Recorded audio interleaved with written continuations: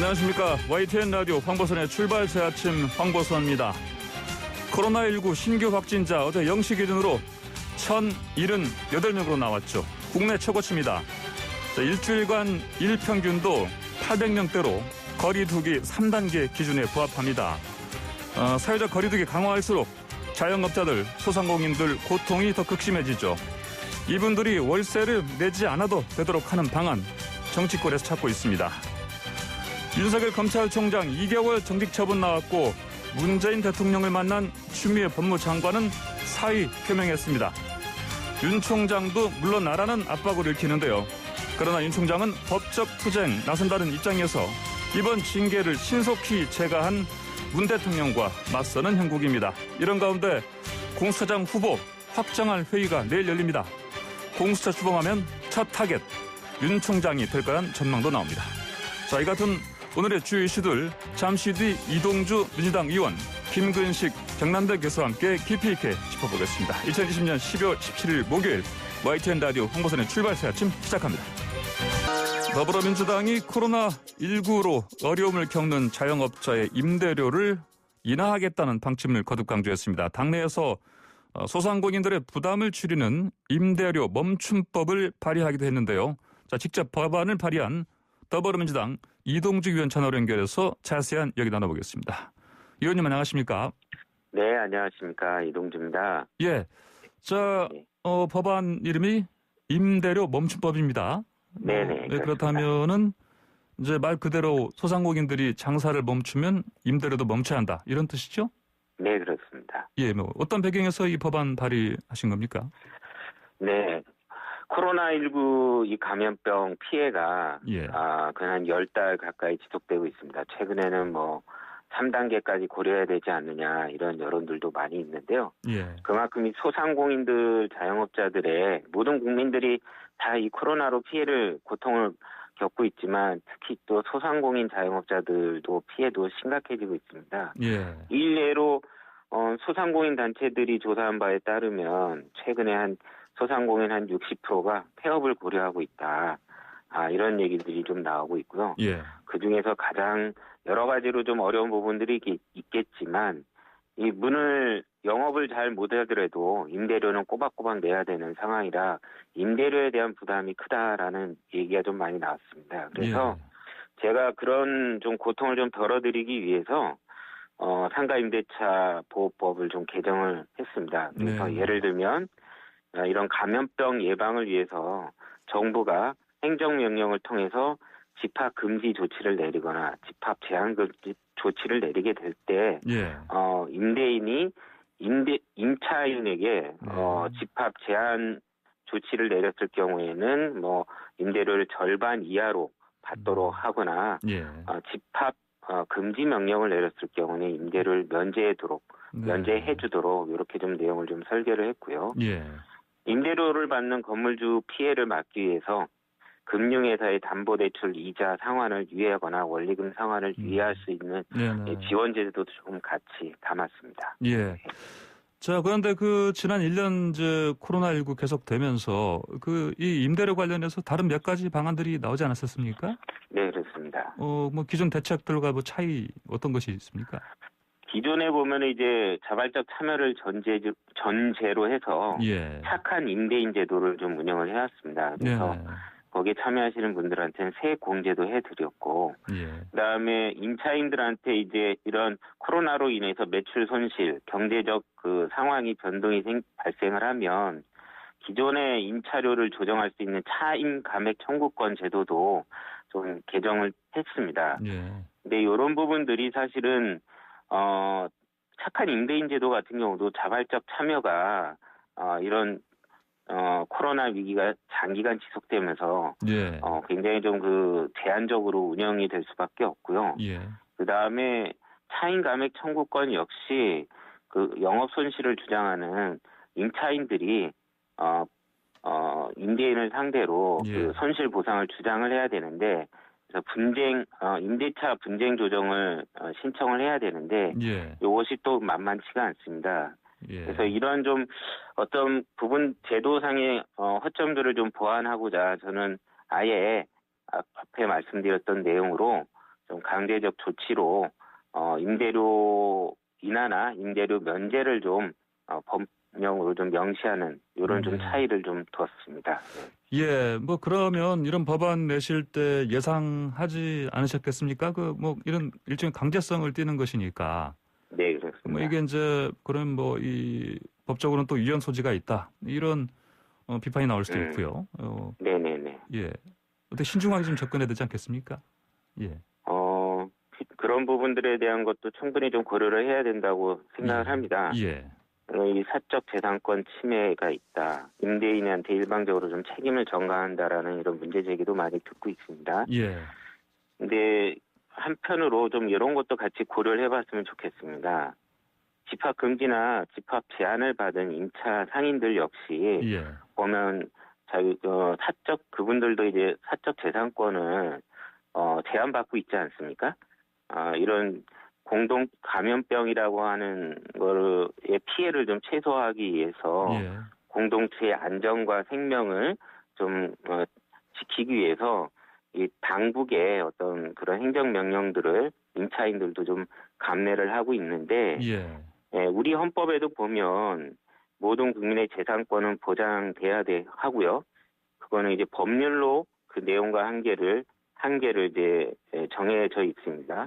근데 이제 또 하나 재산권의 행사는 무제한으로 인정되는 게 아니라 이러한 공공복리에 적합하도록 사용해야 된다고 명시되어 있습니다. 즉 이런 코로나 감염병 같은 재난 시기에는 우리가 무제한의 사적 재산권을 주장하기보다는 공공복리, 공동체의 안전과 생명을 보장하기 위해서는 어느 정도 제한을 둘 필요가 있다고 봅니다. 근데 저는 이제 이 제한을 두는 부분에 대해서도 사실 이제 임대인들의 피해가 발생하는 부분을 좀 보전해주기 위해서 금융 당국의 어떤 이자 지원이라든가 아니면 이제 우리 정부의 세제 공개라든가 이런 걸 통해서 임대인들의 피해도 최소화하고 임차인들의 피해도 최소화하는 고통 분담이라고 하는 차원에서 이런 좀 그런 문제 제기들을 좀 헤아려 주셨으면 좋겠다 말씀을 드리겠습니다. 예. 방금 말씀하신 것처럼 재산권 행사 부분도 제한할 어떤 필요한 상황이 생기면 그렇게 할 수 있는 것인데 이제 그럼에도 불구하고 아까 말씀드린 것처럼 일단 임대인 건물주 입장에서는 이게 하나의 강제적인 조치로 읽히기 때문에 반발이 있을 것이고 그래서 또 민주당 내부에서도 그래서 이거를 구체적으로 어떻게 할 것이냐. 이게 이제 임대료를 받지 말라 아니면 깎아라 이렇게 강제할 것이냐 아니면은 그냥 이 임차인들 즉 그 세입자 그러니까 상가 세입자한테 임대료를 지원할 것이냐 이런 또 의견들이 좀 나뉘고 있다면서요? 네네. 지원 정책을 좀 더 확대할 것이냐 아니면 이게 기존의 상가임대차 보호법 안에서도 보면 임대료 상한제라든가 아니면 계약갱신 청구권에 대한 제도라든가 이런 사실 보면은 이제 임차인들 보호하는 강제적 조치들이 많이 있습니다. 기존에도 보면은요.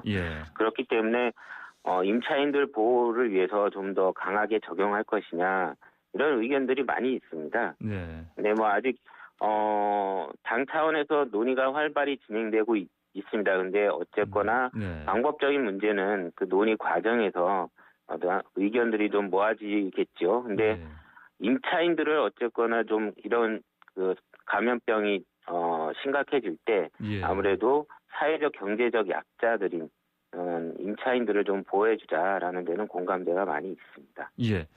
자, 그러면 이번에 발의하신 이 법안 이게 그러면 이 내용대로 그대로 당장은 추진될 수 있다 이렇게 볼 수는 없겠습니다. 그렇죠? 또 당론도 좀 모아야 되는 것이고요.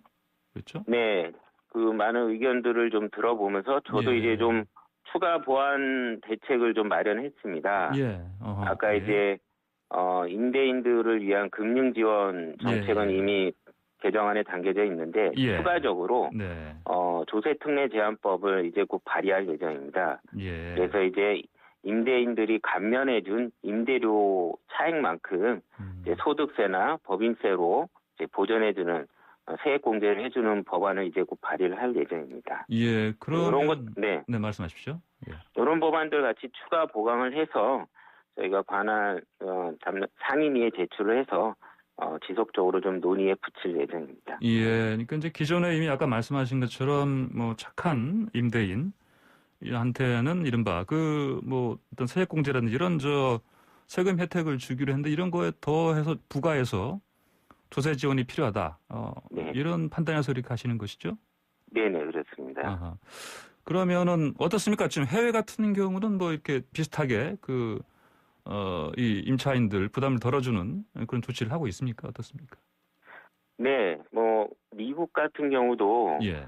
우리의 상가 임대차 보호법과 비슷한 네. 임대료 유예 조치가 있습니다. 그다음에 일방적으로 이 연체된 임대료에 대해서 예. 추가적인 수수료를 조정하거나 일방적으로 계약을 해지할 수 없도록 해놓기도 하고요. 예. 캐나다 같은 경우에는 건물주들에게 세입자들의 임대료를 최소 75%까지 깎아주도록 했고요. 예. 그 중에서 한 50%는 정부가 지원을 해주고 나머지 50%의 반반씩은 또 임대인과 임차인이 네. 분담할 수 있도록 또 이렇게 해놓기도 했습니다. 예, 자 그러면 이 법안 앞으로 구체적으로 어떤 단계 거쳐서 구체적으로 이게 법안이 확정이 될 수 있을까요? 일단 뭐 제가 제출한 것들에 대해서 당에서 네. 공론화를 많이 해주시고 있고요. 예, 예. 뭐 어제 우리 이낙연 당대표님도 네. 금융권의 사장단들하고 만나셔갖고 예. 이런 코로나 위기를 함께 극복하자는 차원에서 임대인에 대한 임차인의 임차료를 좀 감액해준 임대인에 대해서 예. 대출 원리금 상환이라든가 이자 납부 유예 등도 좀 부탁을 하고 계십니다. 그래서 당에서도 전방위적으로 이런 상생 법안들을 좀 해결하기 위해서 많이 노력을 해주시고 있는데요. 예. 그러면 상임위에서 상정돼서 예. 논의를 할 수 있도록 좀 속도를 좀 내보겠습니다. 예, 알겠습니다. 자, 주제를 좀 바꿔서 여쭤보겠습니다. 윤석열 검찰총장 정직 2개월 처분 나왔는데, 네. 자, 뭐 국민의힘 쪽 야권에서는 현 정권의 목적을 달성했다는 등 이런 비판을 하고 있습니다. 네. 자, 이 징계 수위 어떻게 보십니까? 저는 징계의 결정을 존중합니다. 예.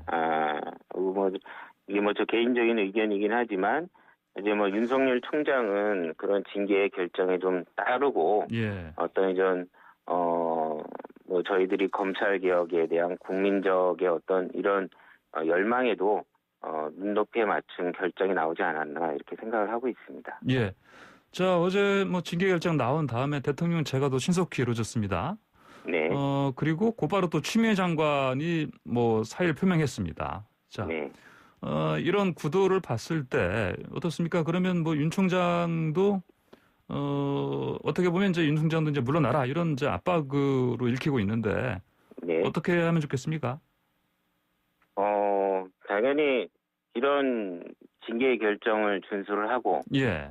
검찰 개혁을 열망하고 국민들의 이런 심중도 헤아려 보고 예. 그다음에 이제 저희가 국회에서 공수처 출범도 사실 없이 진행을 했는데요. 예. 이런 사회적 조건이나 분위기를 봤을 때 윤 총장의 결단도 필요하다고 저는 생각합니다. 예.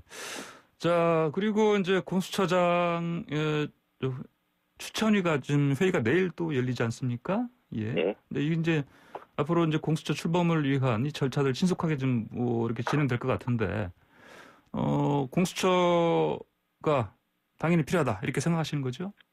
네, 그렇습니다. 네. 빨리 출범해야 된다 이렇게 생각하시는 거고요? 네네, 그렇습니다. 왜 그렇게 생각하십니까? 이게 법안은 사실 20대 통과가 됐고, 예. 계속 이제 출범 자체가 늦춰져 왔습니다. 예. 최근에 이제 국힘당의 이제 반발이 있었지만, 예. 그래도 더 이상 늦춰서는 안 된다라는 어떤 국민적 열망 때문에 예. 저희가 최대한 대화 타협을 시도하면서 예. 이제서라도 이제 국회에서 출범을 결의를 했는데요. 예. 당연히 이제는 본격적인 활동을 빨리 진행해야 되지 않을까 이렇게 생각을 합니다. 예, 알겠습니다. 이동주 의원님 오늘 말씀 잘 들었습니다. 감사합니다. 네, 고맙습니다. 네, 지금까지 임대료 멈춤법 발의안 더불어민주당의 이동주 의원이었습니다. 네, YTN 라디오 황보선의 출발시 아침 1부 마치고 잠시 뒤 2부에서는 윤석열 검찰총장 징계 처분 관련해서 김근식 경남대 교수 연결해서 이야기 나눠보겠습니다. 네, 황보선의 출발시 아침 2부 시작합니다. 윤석열 검찰총장에게 내려진 정직 2개월 처분에 대해서 야권에서 비판의 목소리 따르고 있습니다. 이를테면 이번 징계가 정권을 향하던 검찰 수사를 무마하기 위한 시도다. 이런 비판도 있고요. 자, 국민의힘 서울 송파병 당협위원장인 김근식 경남대 교수 연결해서 자세한 얘기 나눠보겠습니다. 김 교수님 안녕하십니까? 네, 안녕하십니까? 네. 자, 교수님께서 이번 징계 처분에 대해서 교활한 꼼수다 이런 표현하셨습니다. 어떤 의미입니까? 예, 앞서 말씀하신 것처럼 그동안 사실 1년 가까이 이른바 법무장관과 검찰총장 사이에서 추윤 전쟁이라고 할 정도의 이제 갈등이 지속됐었는데요. 예. 어제부로 이제 현직 검찰총장이 정직 2개월이라고 하는 중징계를 받는 것을 끝냈습니다. 예. 제가 말씀드린 교활한 꼼수라는 이야기는 몇 가지 의미가 있는데요. 예. 첫 번째 의미는 추미애 법무장관이 지난달 24일이죠. 예. 기자회견을 통해서 징계 착수를 선언하고 기세 등등하게 다수의 비혐의가 확인됐다고 했을 때만 해도 예. 해임이 예상이 됐었습니다. 네. 그런데 이번에 정직 2개월로 나온 건 첫 번째가 문재인 대통령 정치적 부담을 덜어주는 효과가 있다고 생각합니다. 예. 왜냐하면 이제 대통령 본인이 임명한 검찰총장을 대통령 스스로 자르는 모양새가 될 수는 없기 때문에 예. 해임은 택하지 않았다는 생각이 들고요. 네. 그리고 또 하나는 임기제 검찰총장을 강조를 해왔기 때문에 대통령이 예. 임기는 지켜줄 수 있는 정직 2개월을 택했던 게 아닌가 싶고요. 두 번째는 재판에 미칠 영향을 최소화하려고 한다고 생각합니다. 일단 지난번에도 마찬가지입니다만 이번에도 징계 효력 처분을 정지해달라고 하는 가처분 신청을 내고 이제 징계 취소 소송을 낼 텐데 재판부에서 보면 해임보다는 정직 2개월은 사실 판단하기가 좀 애매할 수가 있거든요. 그렇기 때문에 아마 재판부의 어떤 판결에도 조금 더 좀 유리한 환경을 이끌기 위해서 정직 2개월 택하지 않나 싶고요. 마지막으로는 정직 2개월 정도의 해임이 아닌 징계를 택한다 하더라도 본래 아까 말씀드린 것처럼 문재인 정권이 하고자 하는 이 살아있는 권력에 대한 수사를 억누르는 그리고 결국 공수처를 출범시켜서 공수처를 통해서 정권을 향한 수사를 좀 막으려고 하는 이런 식의 정치적인 의도는 충분히 달성할 수가 있기 때문에 해임이 아닌 방식을 택하면서 국민들의 분노를 좀 억누르고 재판의 영향을 최소화하면서 애초의 목적은 달성할 수 있는 그런 맥락에서 저는 좀 꼼수라고 말씀을 드렸던 겁니다. 네. 자, 방금 이제 공수처 말씀하셨는데 그러면 이제 이렇게 공수처라는 게 아까 말씀하신 대로 현 정권을 향한 어떤 검찰 수사를 막겠다, 비켜가겠다, 이런 의도로 읽으셨는데 그러면 이제 공수처가 출범하게 되면 야당에서는 어떤 걸 우려하는 겁니까? 제일 큰 우려가요. 예. 본래 공수처는 잘 아시는 것처럼 우리 야당 쪽에서도 그렇고 과거 민주당도 그렇고 여야를 막론하고 다 공수처에 대한 필요성을 제기를 했었습니다. 예. 가장 큰 목적은 뭐였냐면 검찰의 독점적 권력이 너무 큰 것이 있기 때문에 그 비대해진 검찰의 권력을 제한하고 제어하고 견제할 수 있는 또 하나의 기관으로서 공수처를 이야기했고요.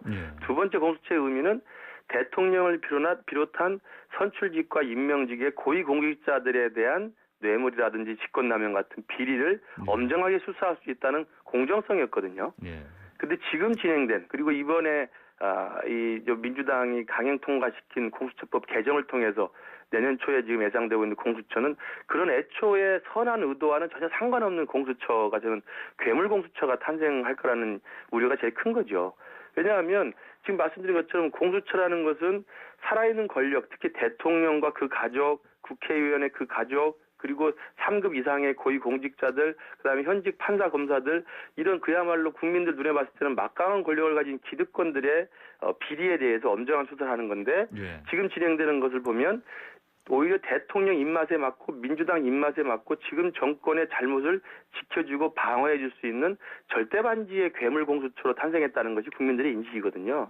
저는 그런 면에서 본다면 애초에 선한 의도로 문제 제기돼서 진행되어 왔던 공수처가 지금 문재인 정부에 들어와서는 굉장히 악한 괴물로 탄생함으로써 정권을 향한 엄정한 어떤 그 중립적인 수사기관이 아니라 정권을 방어해주는 철갑 방패로서의 괴물기관이 되지 않았나 이런 우려가 제일 크다고 봅니다. 예. 그러니까 이제 방금 이제 공수처의 원래 출범. 선한 의도 와 상관없는 지금 괴물 공수처 탄생할 상황이다 이렇게 지금 평가를 하셨는데 그러면 이런 우려에 대해서는 야당에서는 뭐 대책 마련을 하는 겁니까? 어떻습니까? 그게 사실 뾰족할 수가 없습니다. 네. 국민들께서도 보셨습니다만 그 지난해 패스트 트랙으로 일단 일반 강행 통과를 했던 건데요. 그 패스트 트랙에서도 민주당 스스로가 이게 여야가 다 합의할 수 있고 동의할 수 있는 공정한 공수처를 이야기하면서 야당에게 절대 비토권을 주지 않았습니까?